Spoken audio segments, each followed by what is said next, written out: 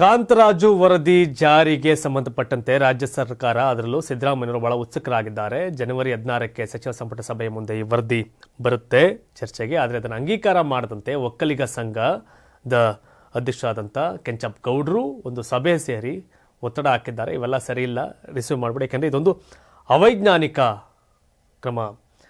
ವೀರಶೈವ ಲಿಂಗಾಯತ ಮಹಾಸಭಾ ಹಾಗೆ ಒಕ್ಕಲಿಗ ಸಂಘ ಎರಡೂ ಜಂಟಿಯಾಗಿ ಈ ಹೋರಾಟವನ್ನು ರೂಪ್ ಮಾಡಬಹುದಾ, ಪ್ರತಿಭಟನೆ ಮಾಡಬಹುದಾ, ಹೋರಾಟ ಮಾಡಬಹುದಾ ಅನ್ನೋ ಚರ್ಚೆಯನ್ನು ಕೂಡ ಒಕ್ಕಲಿಗ ಸಂಘದಲ್ಲಿ ಮಾಡಿದ್ದಾರೆ. ಕಾರಣ ಇಷ್ಟೇ, ಯಾಕೆಂದರೆ ಈ ಜಾತಿ ಗಣತಿ ಇವೆಲ್ಲ ಏನು ಲೆಕ್ಕಾಚಾರ ಇದೆ, ಇದರಲ್ಲಿ ಬಹುತೇಕ ಲಿಂಗಾಯತರು ಮತ್ತು ಒಕ್ಕಲಿಗರನ್ನು ಒಡೆದು ಆಳುವ ಕೆಲಸಕ್ಕೆ ಸಿದ್ದರಾಮಯ್ಯವರು ಕೈ ಹಾಕಿದ್ದಾರೆ.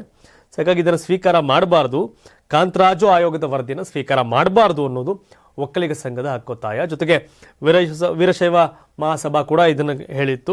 ಜೀನಿ ಪರಿದನ್ water supermarket, hotel, restaurant ಹಾಗೂ ನಿಮ್ಮ ಮನೆಯ ಯಾವುದೇ ಶುಭ ಸಮಾರಂಭಗಳಿಗೆ ಜೀನಿ ಮಿನರಲ್ ವಾಟರ್ ಸರಬರಾಜು ಮಾಡಲಾಗುತ್ತೆ. ಏನು ಅಂದ್ರೆ ಇದರ ಮೂಲ ಅಜೆಂಡಾ ರಾಜ್ಯಾದ್ಯಂತ ಏನು ಹೋರಾಟ ಕೈ ಹಾಕ್ತಿದ್ದಾರೆ.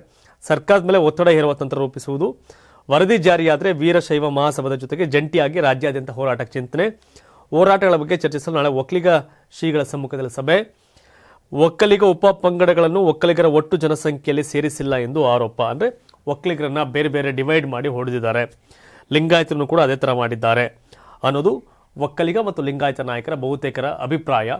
ಬಟ್ ಸಿದ್ದರಾಮಯ್ಯನವರು ಇದನ್ನು ನಾನು ಜಾರಿ ಮಾಡಿಯೇ ಸ್ವೀಕರಿಸಿಯೇ ಸಿದ್ಧ ಅನ್ನೋದಿದೆ. ಡಿ ಕೆ ಶಿವಕುಮಾರ್ ಈ ಬಗ್ಗೆ ರಿಯಾಕ್ಟ್ ಮಾಡಿದ್ದಾರೆ. ಜಾತಿ ಗಣತಿ ಬಗ್ಗೆ ಸಂಪುಟದಲ್ಲಿ ಚರ್ಚೆ ಆಗುತ್ತೆ ಅಂತ ಹೇಳಿದ್ದಾರೆ. ಆದರೆ ಇದುವರೆಗೂ ಯಾವುದೇ ರೀತಿ ಸಭೆ ನಡೆಯಲ್ಲ ಅನ್ನೋದು ಕೂಡ ಒಂದಿದೆ. ಮೊದಲಿಗೆ ಅದು ಜಾತಿ ಗಣತಿ ಇಲ್ಲ, ಅದು ಸಮೀಕ್ಷೆ. ಸಾಮಾಜಿಕ ಆರ್ಥಿಕ ಸಮೀಕ್ಷೆಗೂ ಜಾತಿ ಗಣತಿಗೂ ವ್ಯತ್ಯಾಸ ಇದೆ. ವರದಿಯಲ್ಲಿ ಏನಿದೆ ಅಂತ ಗೊತ್ತಿಲ್ಲ. ಯಾವುದೇ ಚರ್ಚೆಯಾಗದೆ ವರದಿನ ಜಾರಿಗೆ ತರಲು ಸಾಧ್ಯವಿಲ್ಲ. ಲೋಪಗಳಿದ್ದರೆ ತಿದ್ದುಪಡಿ ಮಾಡಬೇಕು. ಹೊರಗೆ ಬಂದ ಬಳಿಕ ನೋಡೋಣ ಯಾವ ಮಾನದಂಡದ ಮೇಲೆ ವರದಿ ನೀಡಿದ್ದಾರೆ ಎನ್ನುವುದು ಪರಿಶೀಲನೆ ಮಾಡಬಹುದು ಅನ್ನೋದು ಪ್ರಿಯಾಂಕ್ ಖರ್ಗೆ ಅವರು ಹೇಳಿದ್ದಾರೆ. ಇನ್ನು ಡಿ ಕೆ ಶಿವಕುಮಾರ್ ಹೇಳ್ತಾರೆ, ಚರ್ಚಿಸ್ತೀನಿ ಇದನ್ನು ಸಂಪುಟದಲ್ಲಿ ಅಂತ ಹೇಳಿದ್ದಾರೆ. ಶುಕ್ರವಾರ ಸುದ್ದಿಗಾರರ ಜೊತೆ ಮಾತನಾಡಿದಾಗ ಇದನ್ನು ನಾವು ಚರ್ಚೆ ಮಾಡ್ತೀವಿ ಅಂತ ಹೇಳಿದ್ದಾರೆ.